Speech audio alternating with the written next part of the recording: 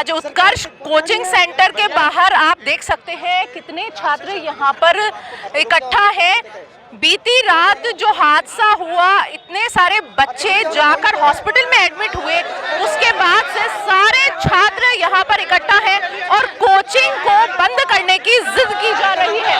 उत्कर्ष coaching centre के बाहर इतने छात्र इकट्ठा हैं जो सभी यही मांग कर रहे हैं कि उत्कर्ष कोचिंग सेंटर को बंद कर दिया जाए। उत्कर्ष कोचिंग सेंटर के बाहर हम इस समय खड़े हैं और आप देख सकते हैं कि छात्रों के अंदर इतना गुस्सा है, वही गुस्सा आज यहाँ पर निकला है। लेकिन साथ ही छात्रों के दो धड़े भी बने हुए हैं। एक धड़ा जो ये कह रहा है कि इस कोचिंग सेंटर को बंद कर देना चाहिए, वह दूसरा धड़ा ऐसा है कि वो ये कह रहा है, ये मांग उठा रहा है कि हमारे कोचिंग सेंटर में हमारा एग्जाम होना चाहिए। हम बात करते हैं, यहाँ पर छात्र नेता के बैठे हुए हैं।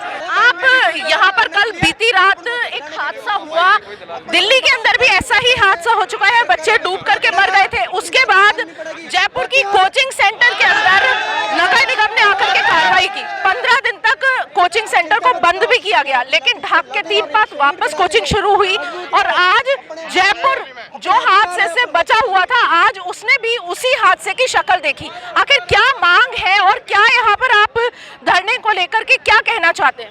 मैडम, ये दिल्ली की बात नहीं है, ये पूरे के पूरे इंडिया की बात है। कोचिंग सेंटरों को जो है शिक्षा का व्यापार बना दिया गया है और ये प्रशासन को देते हैं मोटा पैसा, तो कोई भी प्रशासन जो है इनके खिलाफ कार्रवाई नहीं करता है। हम सब लोग मांग करते हैं, जितने भी छात्र यहाँ हैं ये सब मांग करते हैं कि ऐसे माफियाओं के गिरोह के खिलाफ शिकंजा कसा जाना चाहिए। जो भी दोषी हैं उनके खिलाफ एफआईआर होनी चाहिए, उनको गिरफ्तार किया जाना चाहिए। कल की घटना दिल दहलाने वाली घटना है, अनहोनी होते होते टल गई, लेकिन ये कभी भी घटना हो सकती है क्योंकि इनको सिर्फ पैसे कमाने का लोभ है। हमारी मुख्य मांग है कि सबसे पहले उत्कर्ष कोचिंग को और इसके जितनी ब्रांचेज हैं जयपुर में, उनको तुरंत प्रभाव से सीज किया जाना चाहिए। उसके बाद जो भी दोषी है उनको गिरफ्तार किया जाना चाहिए। इसके साथ साथ एनओसीयां जो है किस विभाग ने दी और किस आधार पर दी, इसकी भी जांच होनी चाहिए। तमाम जितने भी कोचिंग सेंटर चल रहे हैं तुरंत प्रभाव से इनकी जांच होनी चाहिए। विजिट होनी चाहिए सरकार के प्रतिनिधियों की, संबंधित अधिकारियों की। विजिट होने के बावजूद अगर गलत नॉर्म्स पाए जाते हैं और जिन्होंने नॉर्म्स फुलफिल नहीं किए हैं, तुरंत प्रभाव से वहीं सीज किया जाना चाहिए। ये आज इन कोचिंगों के पास आके बात करने से भी घबरा रहे हैं क्योंकि ये मोटे मोटे मठाधीश हैं, शिक्षा के माफिया हैं। पिछली सरकार ने एक बहुत जबरदस्त करोड़ों रुपए खर्च करके कोचिंग हब तैयार किया, आप इनको वहां ट्रांसफर क्यों नहीं करते? शिक्षा नीति, आप एक कोचिंगों की भी शिक्षा नीति लेके आओ, फीस का मापदंड तय करो, ये हमारी मांग है। और जो हमारे पीड़ित बच्चे हैं उनको न्याय मिलना चाहिए। जब भी वो बच्चे ठीक होकर अपने घर आए और जब सब व्यवस्थाएं ठीक हो जाएं तो उन बच्चों को फ्री कोचिंग में पढ़ाया जाना चाहिए। इन सब मांगों को लेकर छात्र यहाँ बैठे हैं और केवल एक उत्कर्ष कोचिंग से हमारी कोई जाति दुश्मनी नहीं है। जितनी भी कोचिंग है जयपुर में चल रही है, राजस्थान में जहाँ भी, कोटा में चल रही है, सीकर में चाहिए, सबकी जांच होनी चाहिए। ये किसी हादसे का शिकार हो सकते हैं। आप एक बात सोचिए, अगर आग लग जाए किसी बिल्डिंग में तो लिफ्ट से कितने बच्चे आ सकते हैं और सीढ़ियों से कितने बच्चे आ सकते हैं? कैपेसिटी 200 बच्चों को पढ़ाने की और 2000 बच्चे आप बैच में पढ़ा रहे हैं, ये अव्यवस्थाएं हैं। हम उस चीज के खिलाफ है, हमारी कोई जातीय दुश्मनी नहीं है इन कोचिंगों के खिलाफ। थोड़े दिन पहले इसी उत्कर्ष के बेसमेंट में पानी भर गया था और संडे के दिन ये कोचिंग चला रहे हैं, 4-4 बैच को मर्ज करके कोचिंग चला रहे हैं। ये धरना कब तक चलने वाला है? जब तक हमारी मांगे नहीं मानी जाएगी तब तक हमारे सारे छात्र नेता सब लोग यहाँ मौजूद रहेंगे, क्योंकि लड़ाई हमें पता है एक दिन में नहीं जीती जाएगी। कि एग्जाम जिन छात्रों के हैं वो क्या करेंगे? देखिए, उनके लिए नहीं, हम लोग बच्चों के साथ में हैं और उनका बिल्कुल जायज़ सवाल है, लेकिन उनके लिए ऑनलाइन व्यवस्था है। वो सब बच्चे हमारी मुहिम में साथ है क्योंकि लड़ाई लंबी है और जब जहां बात बच्चों के जीवन और उनकी सुरक्षा की आए तो हम लोग 2-3 दिन कॉम्प्रोमाइज़ करने के लिए तैयार हैं। हम कोचिंग सेंटर बंद कर लेकिन नहीं कह रहे हैं, हम कह रहे हैं कि नियम कायदों के तहत बच्चों को पढ़ाया जाना चाहिए। जो कोचिंग संस्थानों के लोग हैं यही पेपर माफिया हैं, ये पेपर लीक करवाते हैं, ये भी हमारा बड़ा आरोप है। जो उत्कर्ष कोचिंग के हेड हैं, इनका ऑनलाइन अगर आप टर्नओवर देखोगे पर ईयर का कितना है, 161 करोड़।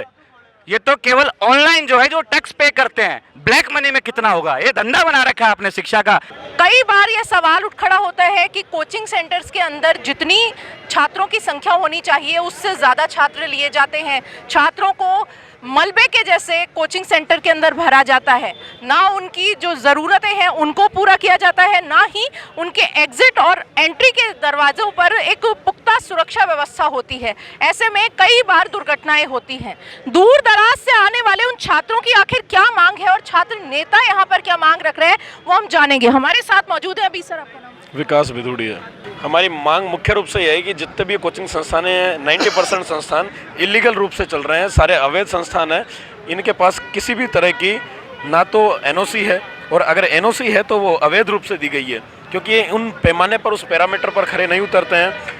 ना ये किसी जेडीए नॉर्म्स को फुलफिल करते हैं, ना किसी नगर निगम नॉर्म्स को फुलफिल करते हैं। और 200 बच्चों का जो सिटिंग अरेंजमेंट रूम है उसमें 800 की कैपेसिटी में बच्चों को बिठाते हैं। ना उसमें एंट्री और एग्जिट दोनों अलग अलग हैं, एक ही एंट्री गेट से उन बच्चों को भेजते हैं। ये तो कल को जहरीली गैस रिसाव हुई, मान लो कल को क्लासरूम में आगजनी जैसा हादसा हो जाए तो भगदड़ मचने में 2 मिनट लगेंगे और सैकड़ों बच्चों की जान दांव पर लग जाएगी। उसका जिम्मेदार कौन होगा? तो इन जितने भी कोचिंग संस्थान हैं इनके नॉर्म्स फुलफिल होने चाहिए। हम विद्यार्थियों की शिक्षा को बाधित नहीं करना चाहते। हमारी मुख्य मांग यह है कि जितने भी अवैध रूप से चल रहे हैं इन पर कार्रवाई तो बनती है। जब पूर्ववर्ती सरकार ने कोचिंग हब प्रतापनगर में बना दिया, लेकिन इन चोर लुटेरों कोचिंग माफियाओं ने अपनी दुकानें इसी क्षेत्र में खोल रखी है, क्योंकि इसी क्षेत्र में ये अवैध रूप से अपनी दुकानें आसानी से संचालित कर पाते हैं। अगर वहाँ जाएंगे तो इनको सरकार के नियमों के दायरे में अपने बच्चों को क्लासरूम में पढ़ाना पड़ेगा। ये कोचिंग मालिक नहीं है, ये अब माफिया का रूप धारण कर चुके हैं, क्योंकि वे विद्यार्थियों से मोटी मोटी रकम ऐंठते हैं। क्या इनकी नैतिक जिम्मेदारी नहीं बनती कि विद्यार्थियों के साथ खड़े रहें, उनकी सुरक्षा का दायित्व इनके ऊपर पूरा बना रहे? लेकिन ये विद्यार्थियों की बात को नज़रअंदाज करते हुए, उनकी सुरक्षा पैमानों को नज़रअंदाज करते हुए ये ज़रूरत से ज़्यादा बच्चों को क्लासरूम में बैठाते हैं, ताकि एक व्यक्ति को, एक टीचर को 5 बार फीस ना देनी पड़े। कल का जो हादसा हुआ, एक ही क्लासरूम में, संडे का दिन था, क्लास नहीं लगनी चाहिए थी वैसे तो, एक क्लासरूम में 4 बैच को मर्ज किया गया ताकि सिलेबस जल्दी से करा दिया जाए। उसके कारण ये हादसा हुआ। मेरा नाम देवेंद्र सिंह है। इस तरीके का इन्होंने शिक्षा का व्यापार बना रखा है। प्रशासन इस तरीके से मिला हुआ है, ना कहीं फायर सेफ्टी है, ना कहीं इमरजेंसी एग्जिट है, ना कहीं वेंटिलेशन है।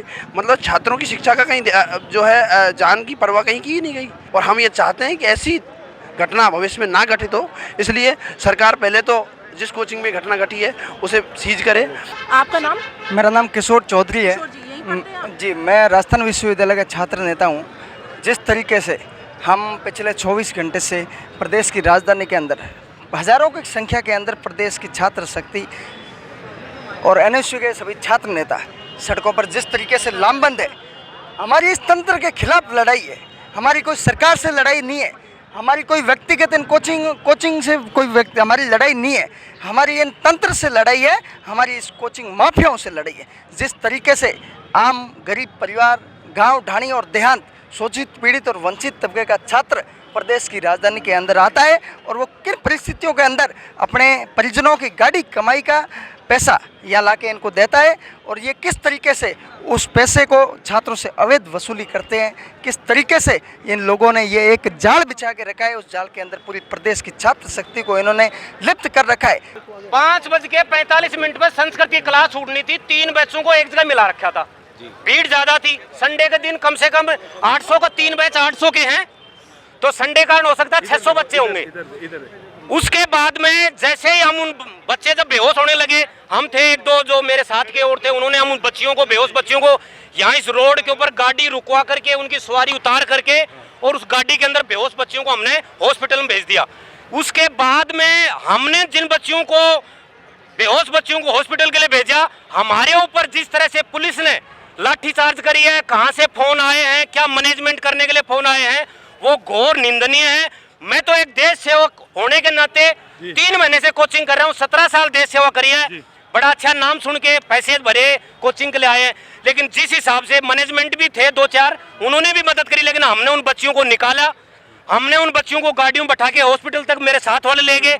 लेकिन उसके बाद में जैसे पुलिस आई है और वो जो एसएचओ का मैंने वीडियो देखा है कि मिर्ची से बच्चे बेहोश हुए, ये बहुत ही घोर निंदनीय है। और उस एसएचओ को मैं इतनी राजनीति नहीं जानता, 17 साल तक देश सेवा करी है, उस एसएचओ को शाम पहले बर्खास्त करो यहाँ पर 5:43 से लेकर के 5:45 के बीच में 15 बच्चियां बेहोश होगी 2 मिनट के अंदर। देखिए, जो भी दोषी है उनके खिलाफ कार्रवाई होनी चाहिए। उत्कर्ष कोचिंग को सीज किया जाना चाहिए, इसके जितने भी ब्रांच हैं उनको सीज किया जाना चाहिए, और जो पीड़ित बच्चे हैं उनको न्याय मिलना चाहिए। हमारे साथ कोचिंग सेंटर के एक शिक्षक भी इस समय जुड़ चुके हैं उत्कर्ष कोचिंग सेंटर में। वो यहाँ पर बच्चों को पढ़ाते हैं। आखिर क्या उस समय का माहौल था, क्या स्थिति थी, और आज जो ये संघर्ष चल रहा है छात्रों का, वो कितना जायज है, उन्हीं से पूछेंगे। सर, आपका नाम बताएं सबसे पहले। मैडम, मेरा नाम डॉक्टर विजय देवी सिंह है और मैं साइकोलॉजी और मैनेजमेंट पढ़ाता हूँ यहाँ पर। जी। कितने समय से पढ़ाते हैं? मैडम, मेरे को यहाँ पर पढ़ाते हुए लगभग 4-5 साल हो चुके हैं, और ऑल ओवर यदि मैं बात करूँ लगभग 15 साल हो चुके मुझे पढ़ाते हुए अभी तक। 4-5 साल में आपने क्या देखा कि यहाँ पर किस तरीके से स्थितियाँ बदली, कितने छात्र? मैडम, मेरा ये मानना है कि जब से उत्कर्ष जयपुर में आया है तब से क्वालिटी वाइज भी काफ़ी इम्प्रूवमेंट हुआ है, और जहाँ तक सिक्योरिटी के जो नॉर्म्स है वो भी हम फुलफिल करते हैं सारे, चाहे बच्चों के चाहे एंट्री एग्जिट को लेकर रहे, चाहे फायर का जो रहता है उसको लेकर भी, और बाकी भी जो नॉर्म्स रहते हैं उनको सबको फुलफिल करते हैं। जी बिल्कुल। जी मैडम। एक क्लास के अंदर कितने बच्चे? मैडम, जो क्लासेस जो रहती है अलग अलग स्ट्रेंथ की रहती है। यदि सबसे छोटी क्लास की बात करूँ तो हमारे पास 20 बच्चों की सिटिंग भी है और 200 बच्चों की सिटिंग भी है। कल आप यहाँ पर मौजूद थे जब ये हादसा हुआ, उस समय उस क्लास के अंदर कितने बच्चे पढ़ रहे थे? मैडम, लगभग उसमें जो बच्चों की स्ट्रेंथ रही होगी लगभग 150 से 200 के बीच में थी, और केवल कुछ लड़कियों को कुछ स्मेल जैसा फील हुआ था। ऐसा कोई फॉल्ट वगैरह कुछ था नहीं कोई भी, और जिन लड़कियों को ऐसा फील हुआ उनको तुरंत हम लोग हॉस्पिटल लेकर गए थे। उनके परिजन, कोचिंग सेंटर के जो लोग थे वही उन्हें हॉस्पिटल? जी मैम, जी मैम। अभी जितना हमने विजुअल्स के अंदर देखा, उतना छात्र जो थे यहाँ पर साथ में जो पढ़ने वाले थे वो उन छात्राओं को अस्पताल पहुँचा रहे थे। मैम बिल्कुल, और अभी भी जो सारा जो स्टाफ है हमारा वो सारा साथ में है, और ये बच्चे भी आप देख रहे होइए, ये सारे बच्चे वही है जो इंस्टीट्यूट में पढ़ रहे हैं अभी, और इनका भी लगातार एक ही कहना है कि केवल कोचिंग को महज राजनीति का अखाड़ा नहीं बनाना चाहिए, क्योंकि ये सारे वो लोग हैं जो केवल चाहते हैं कि भाई हमारा केवल फायदा होना चाहिए, बाकी नुकसान बच्चों का है, क्योंकि एग्जाम अभी लगभग 1.5-2 महीने बाद बच्चों का एग्जाम होने वाला है। और जहाँ तक बात संडे क्लासेस को लेकर है, जो वैकेंसी आ रही है अभी इन दिनों में वो फ्रिक्वेंटली आ रही है, टाइम प्रॉपर नहीं मिल रहा है। अब आप मुझे बताइए, यदि बच्चों को हम 8 घंटे 6 घंटे 5 घंटे पढ़ाकर यदि कोर्स पूरा नहीं करवाएंगे तो क्या ये बच्चों के साथ ज्यादती नहीं होगी? और उसी क्रम में क्लासेस चल रही है लगातार, तो मुझे यहाँ ऐसा लगता नहीं कि कोई लापरवाही वाला इशू रहा है, क्योंकि सब चीज़ प्रॉपर चल रही है। निगम के अधिकारियों ने भी, जो मेयर हैं सौम्या गुर्जर, उन्होंने भी यही कहा है कि इसके ऊपर, इस पूरे मामले के ऊपर जांच की जाएगी और उसके बाद में जो रिपोर्ट होगी उससे बताया जाएगा। लेकिन बीते कुछ समय के अंदर ये कई बार ऐसी घटनाएं हो चुकी हैं। बारिश के समय भी यहाँ पर पानी भरा था, उसके बाद में आज गैस का रिसाव हुआ।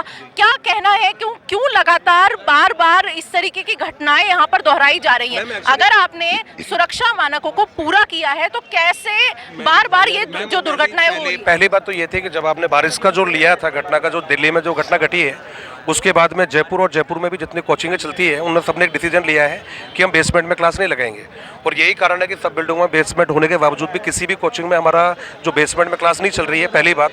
दूसरी बात ये रहा है कि अभी जहाँ तक इसको ऑफ करने का प्लान है वो केवल इसलिए किया है ताकि कोई भी ऑफिसर आए वो चेक करे एग्जैक्टली कि भाई इसमें हुआ क्या है। तो हम तो चाहते हैं कि आप आके चेक करो आराम से, ताकि एग्जैक्टली पता चले हुआ क्या है, फॉल्ट हुआ है नहीं हुआ ये भी कोई नहीं कह सकता। अभी तो हो जाता है कोई बाहर से कोई ऐसी कोई हरकत हुई हो, कोई बच्चों ने कोई गलत कुछ किया हो, तो पहले वो पता लगना चाहिए। हम भी चाहते ही है कि पता लगाइए, इसका चेक करिए, इसका पता चलेगा तो हमें मालूम चलेगा। इस समय के इस सारे सब कुछ मामले के बीच में आपके कोचिंग सेंटर के जो मालिक हैं, क्या वो आकर के छात्रों से मिले? क्या वो आकर के इन सभी छात्रों से मिले, इनकी परेशानियां जानी, क्या अस्पताल पहुंचे? मैम अभी सर जो है बाहर है, अभी राजस्थान में नहीं है इस टाइम पर अभी, और जोधपुर से हमारी टीम आई हुई है, दिल्ली से हमारी टीम आई हुई है, और सबसे मज़ेदार बात ये आप ये देखेगा कि 12-12, 15-15 घंटे हो चुके हैं, सारे के सारे अभी हॉस्पिटल में मौजूद है। अभी सभी हॉस्पिटल में? बिल्कुल मैम। और क्या हॉस्पिटल में मौजूद होने से उन छात्रों की स्थिति सुधर जाएगी? मैम अब बच्चे जो है, मुझे लगता है शायद मुश्किल से 4 या 5 बच्चे जो थे वो उनको डिस्चार्ज कर दिया है, केवल एक लड़के को रखा हुआ है अभी।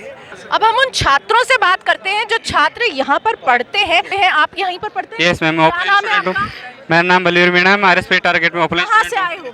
मैं भिलवाड़ा का हूँ, सापरा भिलवाड़ा से हो। कितनी फीस जमा करवाई यहाँ पर? मेरा उत्कर्ष के अनुप्रदेश के थ्रू हुआ था। फीस जमा नहीं हुई? नहीं। और आपका नाम? मेरा सुभाष चौधरी है, मैं BM03 का स्टूडेंट हूँ, यहाँ के उत्कर्ष से रहा हूँ। और मैं ये कह रहा हूँ मैडम कि आज से 2 महीने पहले एक घटना घटी थी उत्कर्ष में, बेसमेंट में पानी भरा था।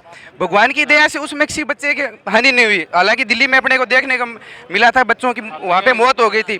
यहाँ अच्छा हुआ, एक मिनट, अच्छा हुआ उत्कर्ष में मैडम किसी बच्चे की जान नहीं गई। वही घटना आज वापस दोहराई गई। उसके बाद में कोई भी व्यवस्था नहीं गई हो पाई। हर दिन कम से कम तीन बैच एक साथ लगे थे मैडम। हर बैच में 800 बच्चे हैं। संडे के दिन मान लो हर बैच के 600 है, तो कम से कम 2000 के लगभग बच्चे वहाँ पे बैठे हैं और उनके बाहर निकलने की कोई व्यवस्था नहीं की गई थी। और ऐसी गैस उस क्लास के अंदर आप यहाँ पर पढ़ाई करते हैं, एक क्लास के अंदर करीब कितने बच्चे होते हैं? मैडम वो तो अलग अलग बैच के होते हैं, 500 भी होते हैं, 600 भी होते हैं, 700 भी होते हैं, हालांकि 100 भी होते हैं। एक क्लास के अंदर निकलने के कितने रास्ते होते हैं? 2 रास्ते, 2 गेट होते हैं मैडम, सिर्फ 2 गेट होते हैं। वो एक भी होता है, एक भी, कई बेसमेंट में एक गेट होता है, कईयों की 2 भी होते हैं। मांगे आपकी अभी हमारी मांग ये, हमारी कोचिंग तो शुरू होना चाहिए। उससे पहले बात ये है कि मैडम फीस निर्धारित होनी चाहिए। बड़ी बड़ी फीस ले रहे हैं, हर कोचिंग बड़ी बड़ी फीस ले रही है। मैडम मैंने उस टाइम 12,000 रुपये फीस जमा करवाई टेस्ट पेपर के लिए। मेरा कितने समय पहले? लगभग हो गया 9-10 महीने हो गए। 9-10 महीने पहले 12,000 रुपए आपका और अभी उसकी मैडम और उसकी 20,000 रुपये फीस कर दी गई है फिलहाल। अभी 20,000 रुपए, 12,000 से 20,000 वो फीस अब हो चुकी है। आपका नाम क्या है? प्रिया शर्मा, गंगापुर सिटी से। अच्छा, अब मैं यहाँ पर एसएसटी की 2nd ग्रेड की तैयारी कर रही हूँ। मेरी फीस यहाँ से इन्होंने 16,000 ली थी। बट क्लासें हैं जो मतलब कि सोमवार से शनिवार चलती है। बट हमारे वो है कि मतलब संडे की छुट्टी रहनी चाहिए ताकि स्टूडेंट को जो 7 दिनों में पढ़ा उनका रिवीजन के लिए टाइम मिलना चाहिए। बट ऐसा कुछ भी नहीं है, संडे की भी टाइम लगाती है कोई ना। यहाँ पे तो सिर्फ ये अपना काम कर रहे हैं, फीस जमा कराई, अपना काम करके निकल जाते हैं। मेरा नाम दीपेंद्र के बेटा है। यहाँ मैं यहाँ पे यस। जमा करवाई, क्या कोर्स कर रहे हो? मैंने पहले 13,000 की फीस कराई थी रीट लेवल 2 में। और इसके बाद ये पहली बात तो ये बात है कि ये टारगेट जैसे अपन का 6 महीने का दे दिया इन्होंने, लेकिन 6 महीने के बाद ये 1-1 साल कोर्स करा रहे। और कोर्स कराने की लिमिट सीमा होनी चाहिए। और इस छात्रों को कम से कम झूठ तो बंद दो, पहले कोचिंग आने से पहले वो सारी सच्चाई पहले बता दो कि उनको पता रहे। नहीं, सुविधा तो बढ़िया है स्प्रिंग बोर्ड में। मतलब 6 घंटा क्लास लगेगी, उससे ज़्यादा लगेगी नहीं। और वो पहले क्या देते हैं, संडे को भी क्लास होती है? नहीं लगती संडे को। नहीं मैडम, संडे को तो क्लास बंद होनी चाहिए ना। बच्चे का घर से देखो अकेले रहते हैं, कपड़े भी धोने होते हैं, खाना भी बनाना होता है, सारी चीज़ें और रिवीजन भी करना होता है। ये सारी पढ़ाई का एक ही दिन में कचरा बना देंगे, उसका रीजन ही क्या निकलेगा? आप ही बताओ। मैडम जहाँ तक कोचिंग इंडस्ट्री की बात है, यहाँ जितना युवा बेरोजगार है उतनी इससे बड़ा कोई इंडस्ट्रियल हब नहीं हो सकता। तो जहाँ अपॉर्चुनिटी दिखती है वहाँ ये लोग अपना हाथ पैर मार लेते हैं। रही बात कोचिंग इंडस्ट्री की, सर ना तो स्प्रिंग बोर्ड, ना कोई उत्कर्ष, ना कोई सम्यक, कोई भी किसी भी मायने का काम नहीं कर रहा है। कभी कोई ऐसी घटना होती है तब ये इनके कान खड़े होते हैं कि यार ये क्या हो गया। तब इनके बड़े बड़े मगरमच्छ बाहर आते हैं और बोलते हैं कि इन बच्चों को एक बार दबा दिया जाए, हमारा धंधा चलना चाहिए। मैम यहाँ पे पढ़ाई तो होती है, पर जो बिजनेस सिस्टम चल रहा है वो भी ज़्यादा हो गया। क्योंकि हर स्टूडेंट गाँव से बिलोंग करता है। किसी के माँ बाप होते हैं जो कि खेती-बाड़ी करके उनके यहाँ पे पढ़ाने के लिए भेजते हैं। ये भी एक समस्या। वो अपने माँ बाप चाहते हैं कि अपना बच्चा कुछ सिविल सर्विस से बन जाए, कोई अधिकारी बन जाए, उनका एक सपना होता है। और ऐसे हादसे होने के कारण आजकल ना लड़कियां आ रही है, ना अब लड़के भी विचार करेंगे, उनके घर वाले माँ बाप वाले वो विचार करेंगे कि यहाँ पे अपने मैं डूंगरपुर से आया हूँ, उत्कर्ष में पढ़ाई कर रहा हूँ। वहाँ क्लास की स्ट्रेंथ तो ना 100 से 150 के बीच में है। और जिस मायने में दे रखी है सरकार के नियम रूल रेगुलेशन के अकॉर्डिंग ही वहाँ बच्चे बैठ रहे हैं। गोपालपुरा व्यापार संघ के यहाँ पर पदाधिकारी भी आ चुके हैं और वो क्या यहाँ का पूरा मामला है उसके बारे में क्या उनका कहना है उन्हीं से जानते हैं। सर आपका नाम? मैं एडवोकेट राम प्रसाद शर्मा हूँ, आरपी शर्मा। मेरी बिल्डिंग भी इस गोपालपुरा बाईपास पे है, लीगल है। मैं लीगल काम करने में विश्वास करता हूँ। इस रोड पे 95% बिल्डिंग इलीगल है। इलीगल बिल्डिंग वो कहलाई जाती है जिसमें कॉमर्शियल पट्टे तो ले लिए उन्होंने 500 रुपये के एफिडेविट झूठे दे करके कि हम 3 से 6 महीने में अवैध निर्माण हटा लेंगे, लेकिन जेडी बाइलॉज का टोटली उल्लंघन है, सेटबैक का वायलेशन है, पार्किंग की फैसिलिटी नहीं है, बेसमेंट में ऑफिस चला रहे हैं और उनके प्लान अप्रूव नहीं है। ऐसी 95% बिल्डिंग है। और इन कोचिंग इंस्टीट्यूट में भेड़ बकरी की तरह बच्चों को सुरक्षा मापदंडों को दरकिनार करके और उनको भेड़ बकरी की तरह भर रहे हैं। फायर फाइटिंग के नाम पे फायर फाइटिंग के जो जिम्मेदार अधिकारी है सिर्फ पैसे खाते हैं, वो फायर के मापदंड है उनका टोटली उल्लंघन करते हैं। मैडम ये जो मिर्ची के जो शौकन से बात है गलत है। इसका रेशियो कोई आएगा तो कोई अलग से आएगा मैं व्यापार संघ से मांग करता हूँ कि जो अवैध बिल्डिंगें बनी हुई है उसमें कोचिंग चल रही है उनको बंद करी जाए, सीज करी जाए। लेकिन उत्कर्ष कोचिंग सेंटर के बाहर जितने छात्र इकट्ठा हैं उन सभी की एक ही मांग है कि छात्रों की जो जिम्मेदारी है उसको कौन उठाएगा, सरकार कब उनकी मांगों के बारे में देखेगी, ये सोचने वाली बात है। मॉर्निंग न्यूज़ इंडिया के साथ अंबिका, नमस्कार। ऐसे ही और वीडियोस देखने के लिए सब्सक्राइब करें मॉर्निंग न्यूज़ इंडिया को और जुड़े रहिए हमारे साथ।